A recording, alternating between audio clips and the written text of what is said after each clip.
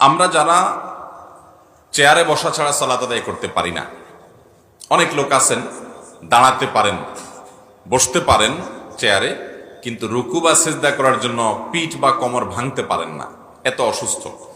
যদি এরকম সত্যিই হয় তাহলে ওই ব্যক্তি চেয়ারে নামাজ পড়লে তার নামাজ হবে, যেহেতু সে মাযুর। কিন্তু যদি কারোর একটু সামান্য শরীরটা খারাপ লাগে আর সে চেয়ারে বসে নামাজ শুরু করে দেয়, তাহলে তার নামাজ হবে। কারণ দাঁড়ানোটা যেরকম ফরজ, যথাযথভাবে রুকু করাটাও কি ফরজ, সিজদা করাটাও। আপনি একটু শরীরটা খারাপ লাগতেছে, একটু শরীরটা মেজমেজ করতেছে, এই অজুহাতে কি করলেন? আপনি একটু চেয়ার নিয়ে আরাম করে নামাজ পড়লেন। এই সামান্য ঠুনকো অজুহাতে চেয়ার নিয়ে নামাজ পড়লে নামাজ হবে। অতএব সঠিকভাবে নামাজ পড়তে হবে। এখন কথা হলো, চেয়ারে যারা নামাজ পড়বেন তারা কাতারে কিভাবে দাঁড়াবেন?